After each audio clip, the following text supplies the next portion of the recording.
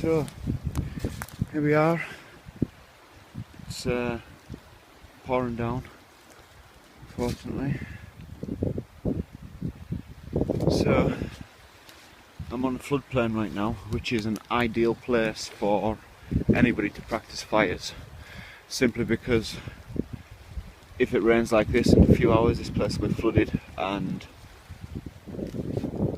completely gone, so it's going to wash away everything. This is my summer camp. Pretty much been flooded that many times. It's pretty destroyed.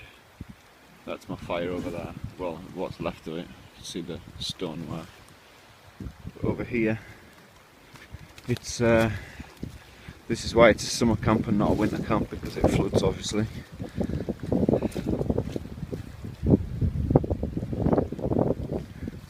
So when this one's flooded, then I'm heading up across there, on about another metre of bank is another place I camp. Up over there, there's my fire and my little seating area. So I was hoping for a bank to do a snake hole fire pit, but unfortunately my bank's, I'd be standing in water if I did it here. So I need to carry on to somewhere else and see if I can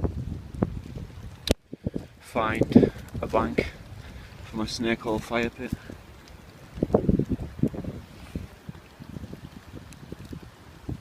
I'm getting totally bombarded by side rain.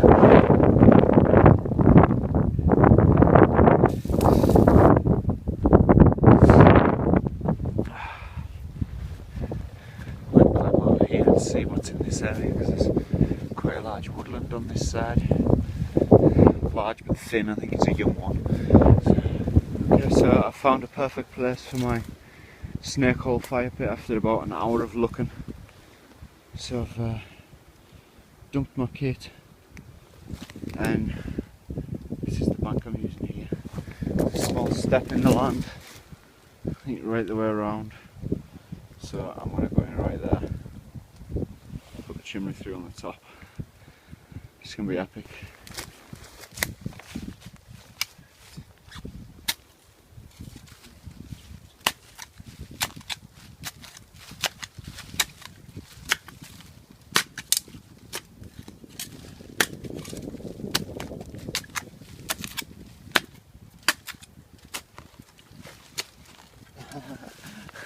I've picked the stoniest bank in the world.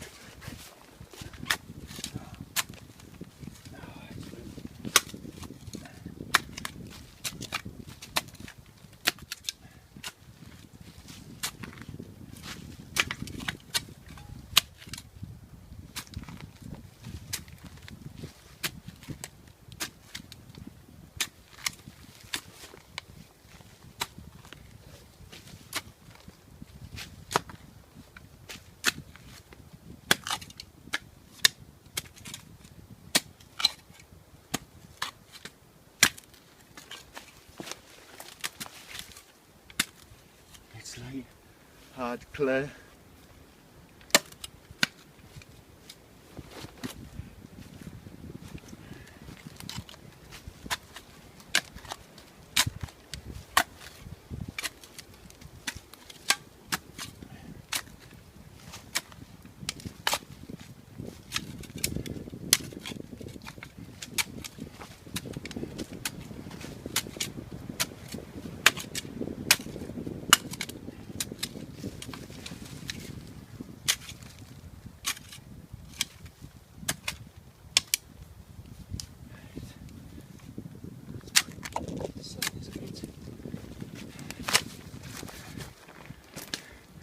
Right, so that's going to be the start of it. I'm going to bring you back once I'm a little bit deeper.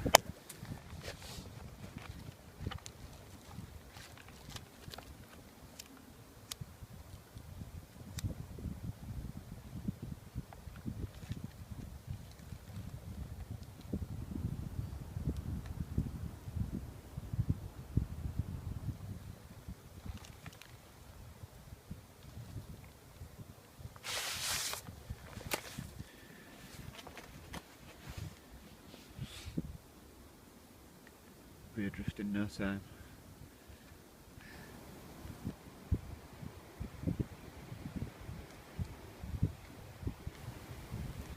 It's got a little bit bigger than I thought it would. The chimney's working though, only slightly, but the fire's more at the front than at the back. So I'm just, as you can see, all the dry wood at the back. I'm just waiting for the front bits to think so I can push it back and see if I can get the full extent of the chimney.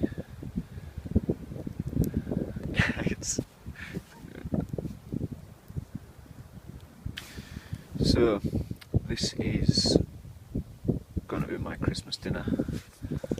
Obviously it's not Christmas on the Snakehole fire pit, and I'm going to be cooking roast potatoes in a tinfoil tray.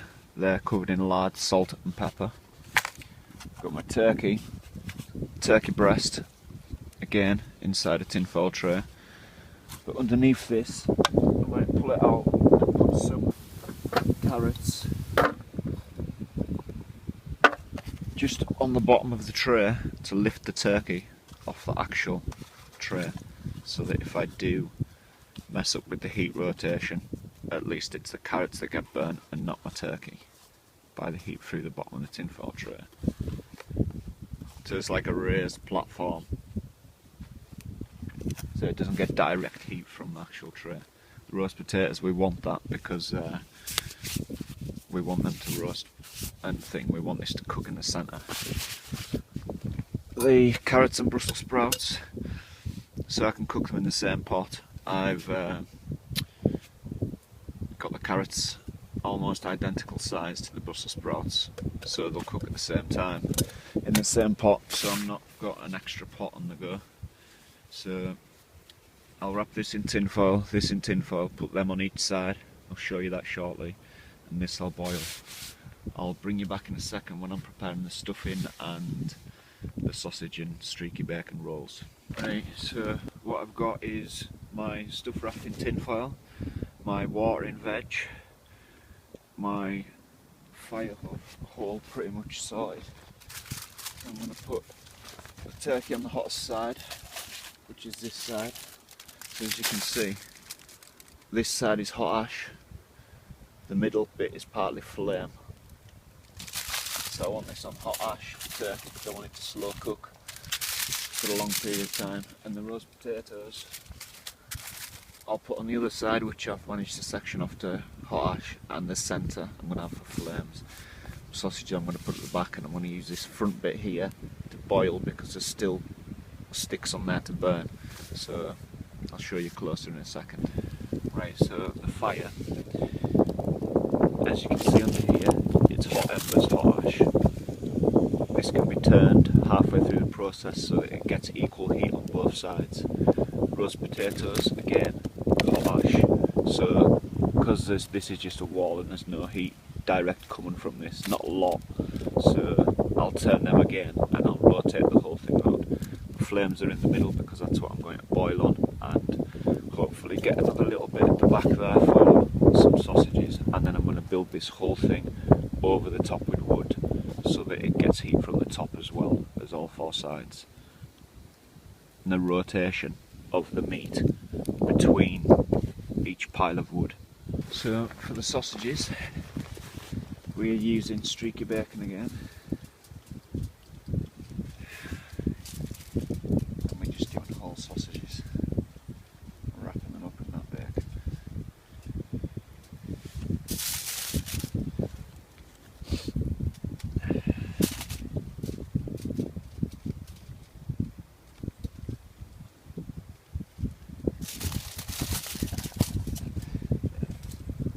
I'm actually looking forward to eating this.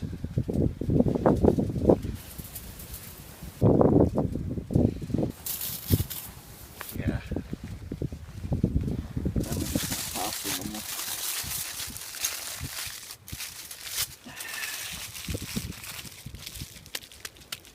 And they'll get put on the back of the fire, where I pointed out before. Yeah.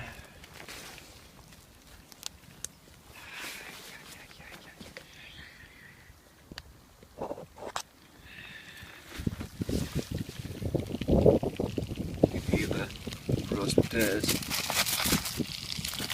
sizzling. That's the lard.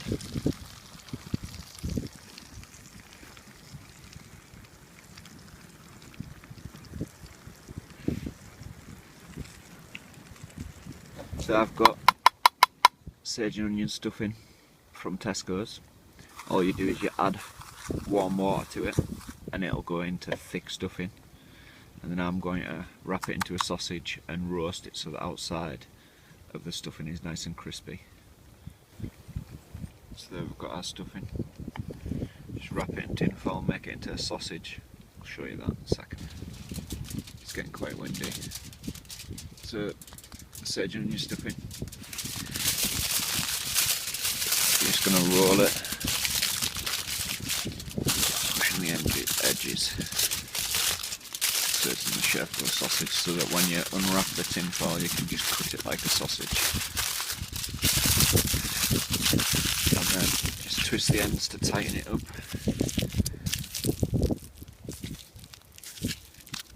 And then when you put that on the fire, you've got 2 access points to get it off.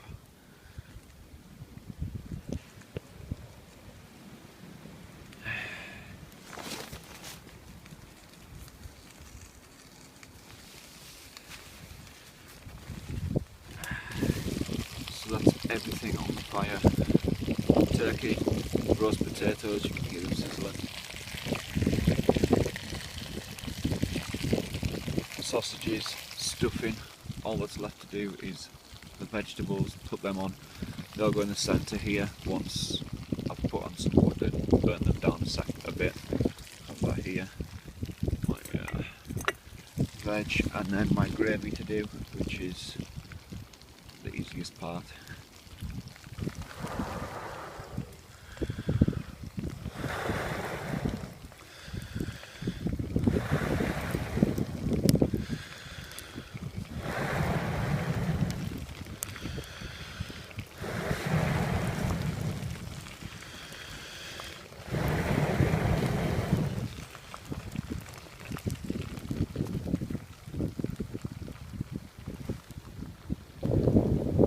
The weather is diabolical. Still got my brew kit down there.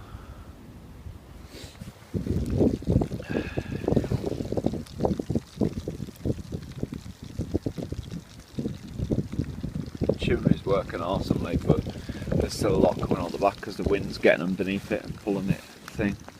So the next one, I think it needs to be deeper and more an angle downwards. But it still does a good job to cook a meal on. So I've got my zebra can with my veg on the go now. That's right in the centre where the main heat is.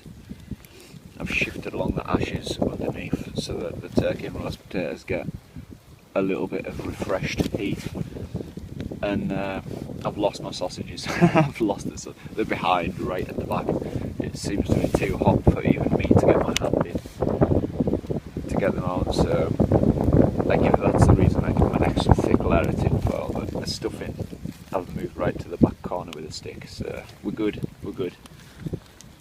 Right, so I've got my roast potatoes off and my stuffing.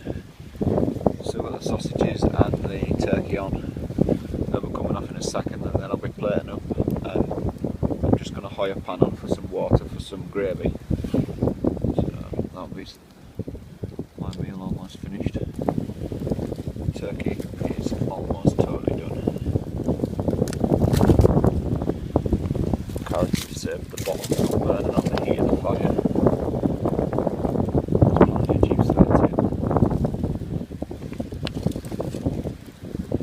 Totally cooked right through.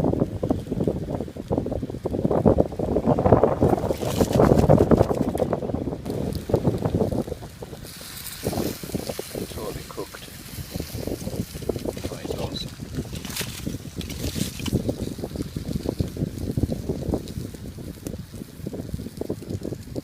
Got my pan on here for gravy and my sausages on my chuck in a second.